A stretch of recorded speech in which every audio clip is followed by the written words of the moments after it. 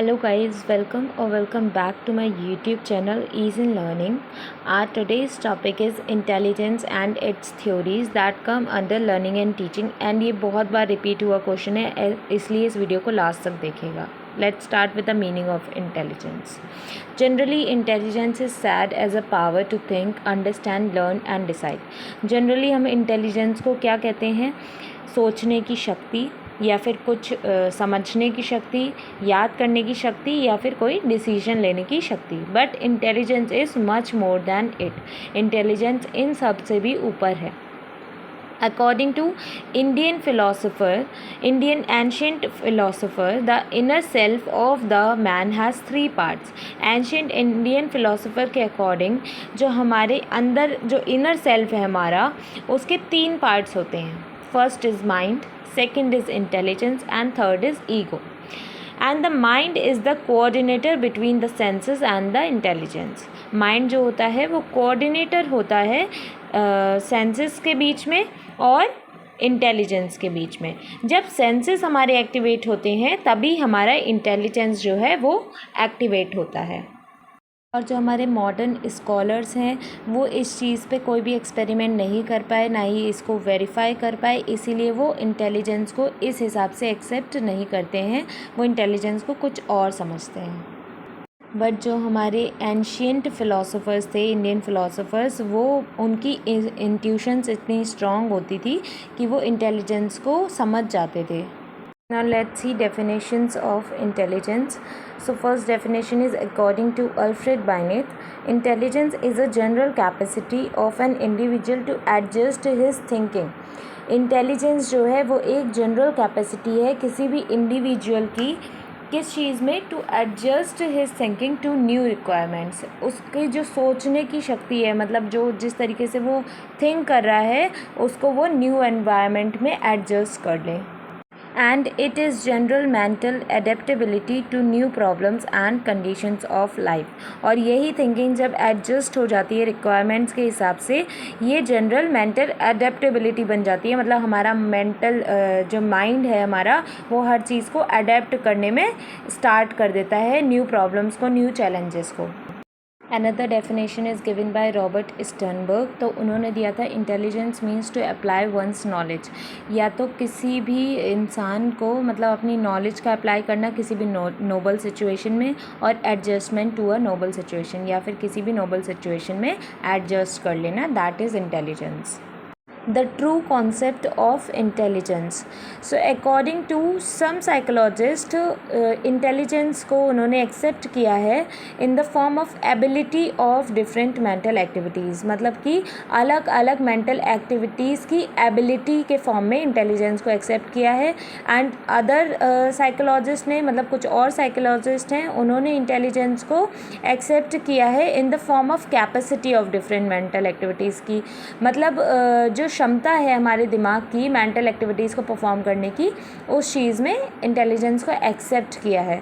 The psychologist will have to understand the activities of brain, mind and intelligence separately. Psychologist को अगर intelligence के बारे में पता करना है तो उन्हें ब्रेन, माइंड और इंटेलिजेंस को अलग अलग पढ़ना पड़ेगा, अलग अलग उनकी एक्टिविटीज़ को देख के समझना पड़ेगा. Only then they will be able to discover the true concept of intelligence. तभी वो लोग इंटेलिजेंस का जो ट्रू कॉन्सेप्ट है उसको डिस्कवर कर पाएंगे, उसको देख पाएंगे. Now the main topic, theories of intelligence. So the first theory is unitary or monarchic theory. नाम से पता चल रहा है यूनिट फैक्टर पे बेस्ड है ये theory. Binet, Terman and Stern on the basis of their experiments reached the conclusion that intelligence is a unit factor. इन तीनों ने अलग अलग एक्सपेरिमेंट्स करके अपने अपने इस कंक्लूजन पे पहुँचे कि इंटेलिजेंस क्या है? यूनिट फैक्टर है, मतलब वो अकेले काम करता है. पावर और energy will affect all activities of a person. और ये सारी ही एक्टिविटीज़ ऑफ अ पर्सन, मतलब किसी भी इंसान की हर एक्टिविटी को अफेक्ट करता है. According to this theory, if the intelligence of a person is sharp, इस थ्योरी के अकॉर्डिंग अगर किसी भी इंसान का इंटेलिजेंस जो है वो बहुत शार्प है, he will be able to perform any task proficiently. वो कोई भी टास्क अकेले इंटेलिजेंस के दम पे कर सकता है. इस थ्योरी को क्रिटिसाइज़ इसलिए किया गया क्योंकि अकेली इंटेलिजेंस किसी भी इंसान की सक्सेस में नहीं रोल प्ले कर सकती है। उसका इंटरेस्ट भी देखा जाता है, उसका एप्टीट्यूड भी देखा जाता है और इंटेंसिटी जिस चाह से वो किसी भी नीड को पाने की कोशिश कर रहा है उस पे भी ये चीज़ डिपेंड करती है। So this is the reason that this theory is not accepted at present. इसी रीज़न की वजह से ये थ्योरी अब ही एक्सेप्टेड नहीं है। सेकेंड थ्योरी, टू फैक्टर और by factor theory, was given by British psychologist Spearman. इन्होंने क्या कंक्लूड करा था कि जो हमारा इंटेलिजेंस है वो दो फैक्टर का मिक्सचर है, मतलब दो एबिलिटीज़ का मिक्सचर है। फर्स्ट इज़ जनरल फैक्टर जो कि आपको ये डायग्राम के बीच में दिख रहा होगा जी, and second is special mental ability जो कि S1, S2, S3, S4 आपको जी के अराउंड दिख रहा होगा। इन्होंने बताया कि हर इंसान में जनरल मेंटल एबिलिटी तो सेम ही रहती है, मतलब वो डिफ़र नहीं होती है, लेकिन जो S1, S2, S3, S4 ये दे रखे होते हैं, मतलब स्पेसिफिक मेंटल एबिलिटी जो होती है वो कई सारी हो सकती हैं। He clarified that G help the man in all task, मतलब जो जनरल मेंटल एबिलिटी होती है वो इंसान के हर काम में मदद आती है, while special mental ability helps him only in those task for which it is meant. और स्पेशल मेंटल एबिलिटी केवल उन्हीं कामों में काम आती है, मतलब उन्हीं चीज़ों को परफॉर्म करने के काम आती है जिसके लिए वो बनी है। Now the criticism to this theory, ये थ्योरी काफ़ी हद तक काफ़ी स्कॉलर्स ने एक्सेप्ट कर ली थी, लेकिन ये इस थ्योरी में जो स्पीयरमैन थे उन्होंने ये नहीं बता पाया कि जी जो कि जनरल मेंटल एबिलिटी होती है और एस जो स्पेशल मेंटल एबिलिटी होती है उसका अमाउंट कितना रहता है किसी भी काम को करने में, किसी भी परफॉर्मेंस में या किसी भी एक्टिविटी में। इसीलिए ये थ्योरी जो है वो एट प्रेजेंट एक्सेप्टेड नहीं है। Third theory, the three factor theory was also given by Spearman। Two factor theory को स्पीयरमैन ने खुद ही समझा और उसकी शॉर्ट कमिंग को देखते हुए इन्होंने थ्री फैक्टर थ्योरी इंट्रोड्यूस करी, जिसमें इन्होंने जी फैक्टर और एस फैक्टर को इक्वली जब बताया, मतलब किसी भी इंसान में अगर जी फैक्टर मतलब जनरल मेंटल एबिलिटी और स्पेशल मेंटल एबिलिटी अगर इक्वल होगी तो वो ग्रुप फैक्टर कहलाएगा और ये इन दोनों के बीच में आएगा। This was the three factor theory by Spearman। Now this theory was criticized by American psychologist Thorndike ने क्रिटिसाइज़ करी थी और उन्होंने कहा था कि इंटेलेक्चुअल एक्टिविटीज़ जो हैं वो कॉम्प्लेक्स टिश्यू ऑर्गन्स एडमिनिस्टर्ड करते हैं या फिर डिफरेंट पैटर्न से वो एडमिनिस्टर्ड होती हैं। सो ये जो है वो ये थ्योरी एक्सप्लेन नहीं कर पाएगी, मतलब G S and G F factor जो हैं वो इंटेलेक्चुअल एक्टिविटीज़ को एडमिनिस्टर नहीं कर पाएंगे। सो ये थ्योरी भी एक्सेप्टेड नहीं है। Another theory, multi-factor और anarchic theory was given by American psychologist Thorndike. तो इन्होंने बोला था कि जनरल फैक्टर नाम का कोई भी चीज़ नहीं होती है, मतलब जीन नाम का कोई भी फैक्टर नहीं होता है। कई सारे सेवरल स्पेसिफिक फैक्टर्स एक साथ जुड़ते हैं कोई भी मेंटल टास्क परफॉर्म करने के लिए। He clarified that the experience of a person in which there is a sound relation between stimulus and response।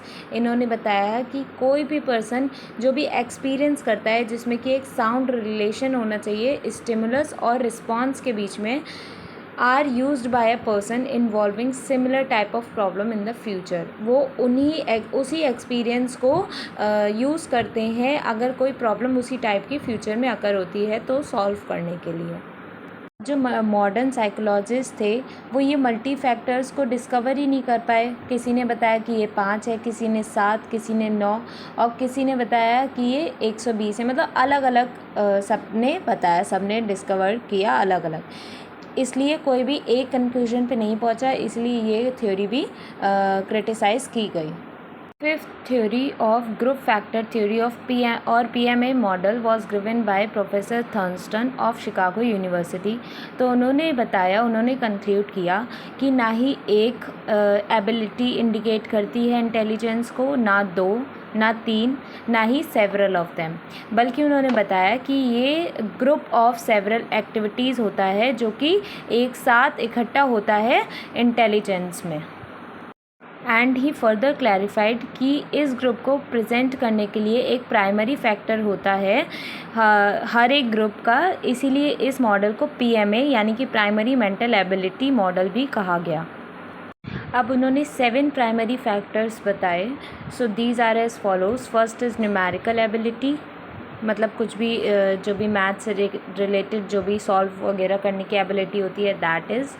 Second is verbal ability, कुछ भी बोलने की ability. Third is spatial ability, that is related to geography. Fourth is word fluency, मतलब शब्द एकदम fluent वे में निकले, उस चीज़ की ability. Fifth is reasoning ability, that is तर्क करने की एबिलिटी। सिक्स्थ मेमोरी एबिलिटी, कि आप कितना याद रख पाते हैं उस चीज़ की ability. And the last is perceptual ability, कुछ भी परसेप्ट करने की एबिलिटी। ये थ्योरी इसलिए क्रिटिसाइज़ करी गई क्योंकि कुछ साइकोलॉजिस्ट के अकॉर्डिंग ये एबिलिटीज़ कम है और इससे कई ज़्यादा एबिलिटीज़ हो सकती हैं एक इंसान के अंदर, इसलिए इसका क्रिटिसिज्म हुआ। Next theory is hierarchical theory, जो कि दी थी British psychologist Burt and Philip Vernon ने। इन्होंने सारी ही थ्योरीज़ को सिंथेसाइज करके एक कॉम्पैक्ट थ्योरी बना दी थी, यानी कि 2 फैक्टर थ्योरी को, 3 फैक्टर थ्योरी को, ग्रुप फैक्टर थ्योरी को सिंथेसाइज करा था और एक न्यू थ्योरी लॉन्च करी थी, दैट इज़ हियरार्किकल थ्योरी। अब इसको फ्लो चार्ट के वे में समझते हैं। इन्होंने जनरल फैक्टर को हेड माना था, मतलब उसको सबसे ऊपर रखा था। देन उसको 2 चीज़ों में डिवाइड करा था, एक था वर्बल और एक था प्रैक्टिकल, मतलब मैकेनिकल आ जाता है उसमें और वर्बल में एजुकेशनल आ जाता है। इन दोनों को मेजर ग्रुप फैक्टर्स माना था। वर्बल को इन्होंने और डिवाइड करा था माइनर ग्रुप फैक्टर्स में, जो कि थे वर्बल, न्यूमेरिकल और भी, मतलब जो भी वर्बल से रिलेटेड थे वो वाले फैक्टर्स, और वो भी सब डिवाइडेड थे स्पेसिफिक फैक्टर्स में। On the other hand practical को इन्होंने शॉर्ट जो माइनर ग्रुप फैक्टर्स थे उसमें डिवाइड करा था, जैसे कि मैकेनिकल, स्पेशल, मैनुअल और अदर। और ये भी जो सब डिवाइडेड थे ये स्पेसिफिक फैक्टर्स में डिवाइडेड थे। तो आप देख पा रहे होंगे स्पेसिफिक फैक्टर्स बहुत सारे थे, माइनर ग्रुप फैक्टर्स थे, मेजर ग्रुप फैक्टर थे और जनरल फैक्टर सबका हेड था। हालांकि बहुत सारे साइकोलॉजिस्ट ने इंटेलिजेंस को डिफरेंट एबिलिटीज़ का सम माना है, लेकिन वो यूनिफॉर्म व्यू होल्ड नहीं करते हैं अपने, मतलब इस ऑर्डर पे। इसलिए इस थ्योरी को क्रिटिसाइज़ करा गया क्योंकि इस थ्योरी को कहा गया कि it is not complete in itself, ये अपने में पूरी नहीं है। Now another theory, that is 3-dimensional theory or SI model, was given by J.P. Guilford। तो गिलफोर्ड ने प्रेजेंट किया था एक 3 डायमेंशन मॉडल ऑफ इंटेलिजेंस, जिसमें इन्होंने 3 डायमेंशंस बताए थे, कंटेंट्स, ऑपरेशन एंड प्रोडक्ट्स। इन्होंने 4 कंटेंट्स बताए थे, 5 ऑपरेशंस बताए थे और 6 प्रोडक्ट्स बताए थे। और इन तीनों का प्रोडक्ट मतलब कि 4 × 5 × 6 दैट इज़ 120 मेंटल एबिलिटीज़ बताई थी। ये था इनका एसआई मॉडल, जिसमें कि कंटेंट्स थे visual, auditory, symbolic, semantic and behavioural.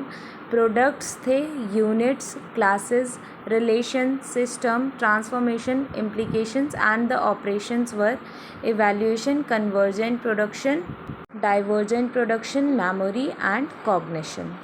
The criticism to this theory was that it was very difficult to understand as it is 3-dimensional model. Another theory was fluid and crystallized theory that was given by psychologist Cattell, and according to this theory fluid intelligence और crystallized intelligence इन दोनों को अलग अलग define किया गया था। Fluid intelligence से ये मतलब था कि ability to develop techniques for solving problems, जो एबिलिटी इंसान के अंदर डेवलप होती है किसी भी प्रॉब्लम को सॉल्व करने के लिए। एंड क्रिस्टलाइज्ड इंटेलिजेंस में ये था कि ability to use acquired knowledge, मतलब जो एक्वायर करी गई नॉलेज है उससे कोई भी प्रॉब्लम सॉल्व की जाए। बट कुछ साइकोलॉजिस्ट फेवर में नहीं थे कि ऐसे इंटेलिजेंस को हम 2 इंटेलिजेंस में डिवाइड कर सकते हैं। The last theory was theory of intelligence A and B. This was propounded by psychologist Hebb और उनके according इंटेलिजेंस जो है वो दो टाइप की होती है, जैसे कि ए एंड बी।